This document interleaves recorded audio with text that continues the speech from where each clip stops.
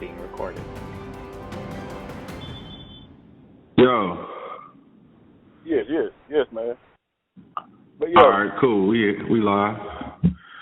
like I was saying, like I learned how to define, milestones and goals through playing video games like Madden and NBA 2K, because you have goals, you also have objectives, just for the game that you're supposed to meet, and then you have goals that you're supposed to meet during the season, and then you have milestones through your career. So I started looking at that, and I'm like, okay, if I can do this in a freaking video game and try to meet all these objectives and goals, why I can't try to meet these milestones, goals, and objectives in everyday life? And you see a lot of brothers, they play video games, and they work hard on that game to meet something from a what do you call it, from an avatar perspective, but they don't do it in real life. Yeah. Like you'll play Grand Theft Auto and work all that time to build your money and to buy a house, but you ain't doing it in real life. You really, brothers and sisters out there really got to check themselves, bro. Yo, that's crazy you say that, because this is something I've been thinking about, is my organization. Like, I got a calendar, this big-ass calendar at the beginning of the year, and it's got, like, each day of the year mapped out. It's like 3 by 4 feet. Then I got this planner, a hand planner. Then I got another calendar, like a dry erase board near my closet. Gotcha. So I'm just really being as tactical as possible, because I've realized the urgency of now. Like, the time is everything. It is the most important commodity you will ever have. And it's not to say that to scare you, not you, but the audience, it's to say to help you realize tomorrow is not promised. It's not. So to your point, you got to get efficient. You got to get serious about what it is that you want to do. What's your purpose? What's your gift? Like, why are you living right now? And so we got to realize what little time we do have, and then with that time, decide what you're going to do. Decide. Just choose. Like, get to it. Be about it. Michael. Like this. I want to record it, man. God dang. Shoot. Man, you're kidding me. I am not. Let me hit record. Okay. And we're gonna do it again. Damn. Okay. All right, Michael, man. Look, like I was saying before. Look, when I finally got an understanding of milestones and goals and objectives by playing, NBA 2K and Madden, man, and playing Grand Theft Auto.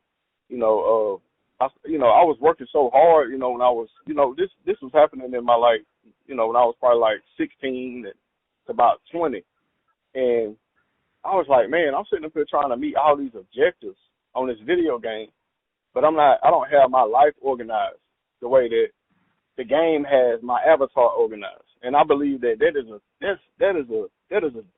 major issue when it comes to, brothers and sisters in our community.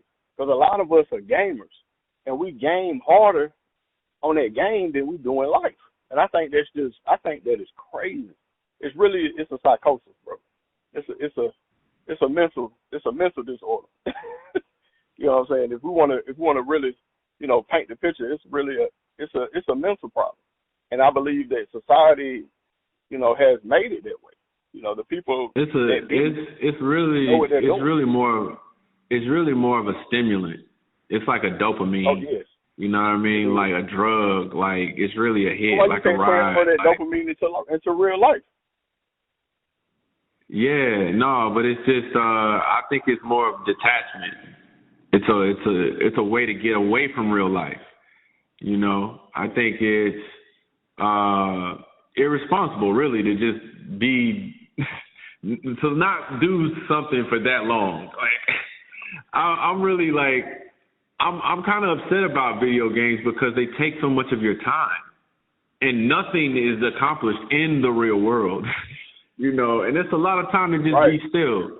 And I think it's a major distraction. They're major distractions, and we really should regulate how much time we play video games, how much time we're on social media, how much time we're on our phone, period. Like, I really look forward to time off of my phone, off of TV, just like watching the sunset or listening to birds chirp or, skating outside, like listening to the rain. Well, I seen you, boy. I seen you skating. Yeah, man. I really try to stay present in the moment because this technology is really detaching us. It's distracting us from real life. It's distracting us from purpose. You don't know who you are. You just mindlessly swipe through shit and lose hours of your day, and I'm guilty. I'm guilty of it too. I'd be like, damn, 30 minutes done passed. I was just scrolling. Like, that's crazy. So yeah, it can happen. Time is like the most important commodity you'll ever have. Like, cherish it, use it wisely, be efficient. That's what I would say. Yeah. And when it comes to, what I was saying earlier, man, it's just, I don't know. Like, I know people now, they be like, hey, Chris, man, get on the game. And I'm like, dude, I can't get on the game. I need to make this happen first. I got to make this happen. Man. And then I might be able to get on with y'all. But sitting on the game, I can play a little bit. I remember, bro, I was playing 2K. I had got laid off, right? So I was like, I got a little time. I'm going to play with the fellas. Man, I was playing 2K from 9 in the morning to 4 not 9 in the morning, but from 9 at night, 2100 to like 3 or 4 o'clock in the morning, bro. No fucking way. Yes. No fucking way. That's too much. Win, bro. That's too much, dog. I've been there. So, damn. I'm speaking from experience. Yeah. So it ain't like I'm not talking at you or talking at somebody. Like, I'm talking to myself. You see the thumb, it point back at me. You see what I'm saying? You see it? It point back at me. So I had to change what I was doing, because I was getting sucked up in that stuff, Because I when I was younger, bro, I had a lot of discipline, and I would never play online. And then when I had that little opportunity, I started playing online. It became, like you said, the dopamine hit. You know what I'm saying? We winning all these games. I'm having fun. Yeah. I'm living through the game instead of going outside and playing basketball for real. Yeah, man. So, yeah. Mm-hmm. Yeah. Avatar that's just like me. You know what I'm saying? Dunking the ball. Playing like me in the game. So, man, it can be that way. Yeah, I think it's a major distraction, and it just takes you out of reality, and you become desensitized to things. Yeah, your purpose. Nothing gets done. I mean, nothing gets done. It's just a bad look. Nothing. It's just a bad look. We gotta prioritize purpose. That's the real P we should be pushing. Purpose. You feel me? Pushing P. Pushing purpose. Pushing purpose. You feel me? But I believe that talking about beliefs, man, like, it's like we were talking about earlier, it's important to believe in something as well. But your belief can drive you. It's different type of beliefs. A woman or a man can believe that, his spouse is cheating on him, and it can cause him to do things or her to do things that she shouldn't do just because she believed that. Or he believed that, and it might not even be true. You know what I'm saying? Like R. Kelly said, he believed he could fly, right?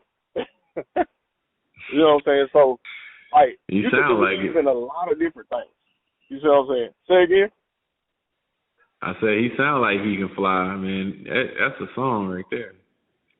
It is, and it was inspiring. And it made, while you was listening to that, it made you believe that you could accomplish something. It really made you believe that you could accomplish something. Yes, facts. Facts. Like for instance, I'm going to say this, another one, like a woman or a man, could believe in life.